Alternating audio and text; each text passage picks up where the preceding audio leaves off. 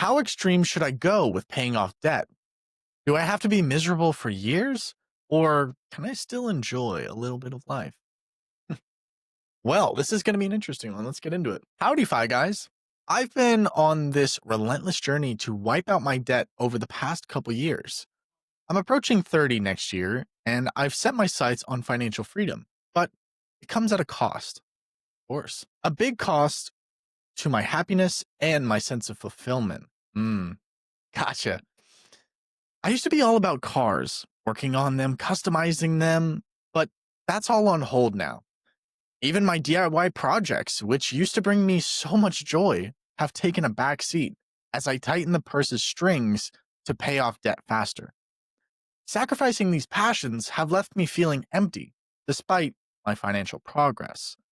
I tried to replace these activities with hiking, thinking it's a cost effective way, but my ADHD brain struggles to find peace in a slow pace. Now I'm eyeing mountain biking for a quicker thrill, but I can't help but wonder if I'm pushing too hard.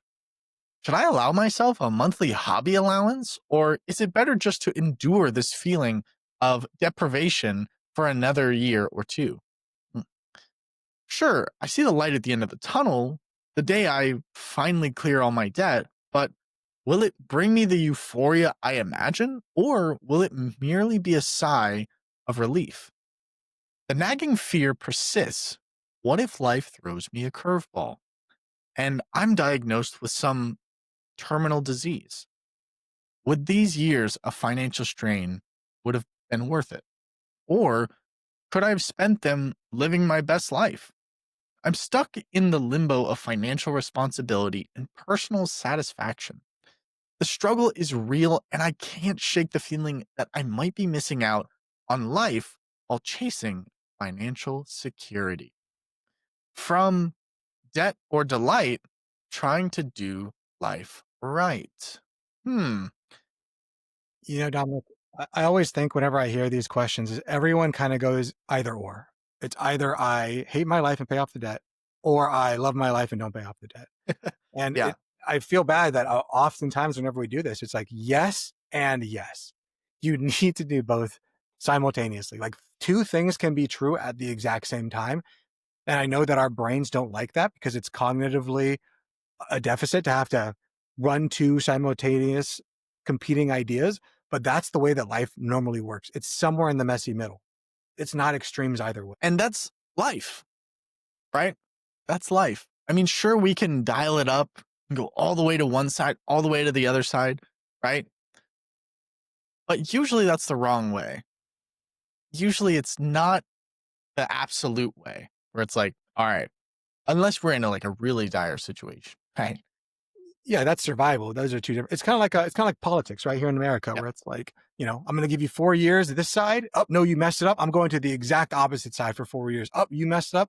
And like, we need to find a way to divert ourselves back to the middle because I've said it a lot on this podcast. I'm going to say it again. If you're going through this journey of financial independence and you are not enjoying any part of the process, you have the ability to change the process. There should be no point of this where you're like depriving yourself, where you're not living life, because this person is absolutely right. You could die tomorrow. And how do we live for today and plan for tomorrow simultaneously?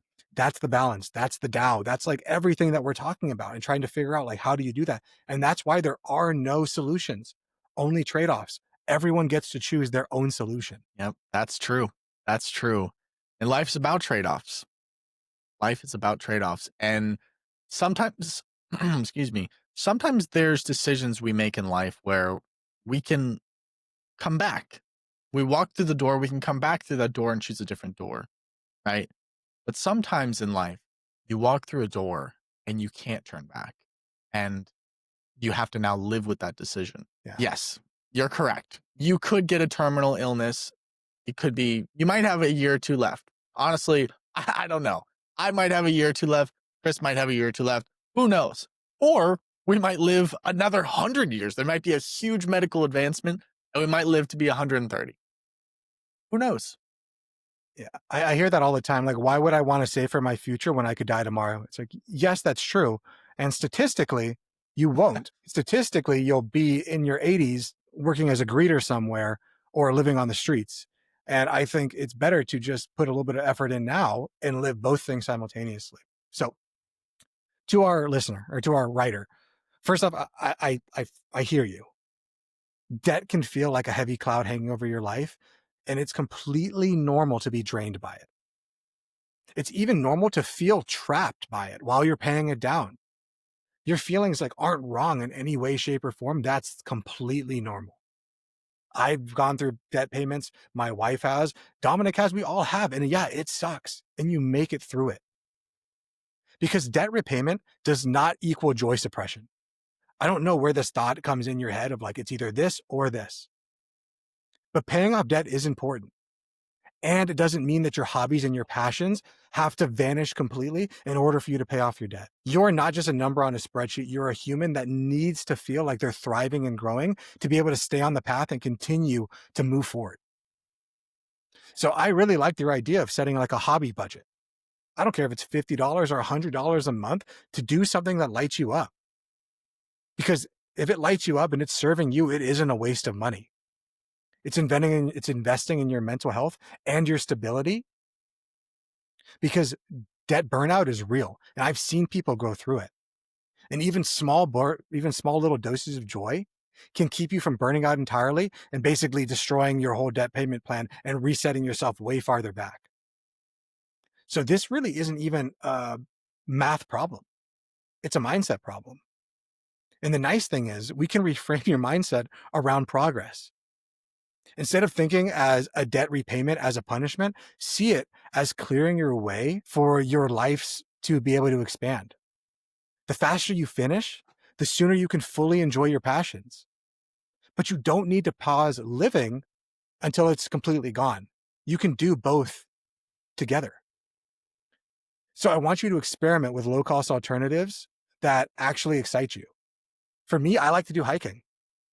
Like, I understand that hiking didn't click for you, and that's okay. Mountain biking, like DIY project in small chunks. Be a scientist in your own life. Test things. See what that I like and don't like.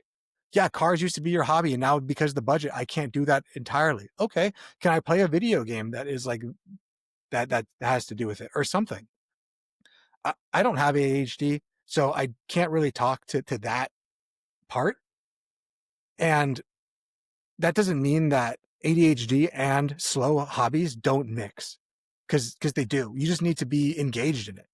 I know people that are ADHD and they can sit down and they can focus on dinosaurs or on whatever it is, or the astronomy or whatever it is that's important to them. You need to find something that's dopamine friendly, ways to feel like you're making accomplishments. Short, high intensity projects often work better than these slow meditative ones. And that's okay. Everyone's a little bit different. So I want you to think in terms of phases. Because right now your brain is putting this into forever. You don't have to live a life of deprivation forever. You get to pick small, sustainable joys each month and treat your debt repayment like it's a timeline, not a life sentence. Because we need to consider the bigger picture here. And this isn't just for our listener, this is for everyone. Your fear of something happening in life while you're focusing solely on your money is completely valid. But life is unpredictable. And striking a balance between responsibility and enjoyment is key. And this is where there are no solutions or only trade-offs. So you need to celebrate your small wins. Every dollar that you put towards paying off that debt is progress. And each small moment you allow yourself to enjoy is a win. And both of those matters. Because while this is a financial podcast, your mental health is a non-negotiable. Feeling depressed or trapped isn't just like part of the plan. You need to prioritize your emotional well-being alongside your financial goals, because it's the most important part of living your life on your own terms. Dominic and I can't tell you the answer. Your mom and dad can't tell you the answer. No financial professional who you pay is going to tell you the right answer. They'll tell you their answer, their journey. But you have to see, are you willing to live that journey too? I couldn't agree more. I think that's valuable advice. You know, life should be lived.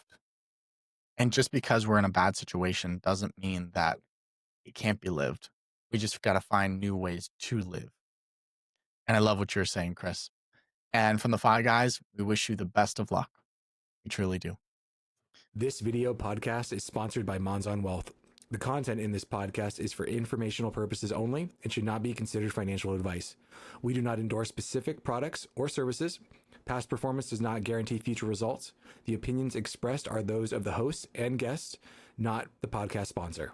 It is crucial to consult with a qualified financial advisor or professional who can provide advice tailored to your specific needs before making any financial decisions, investments, or taking any other actions. If you are seeking specified help, you can reach out to Chris at monzonwealth.com.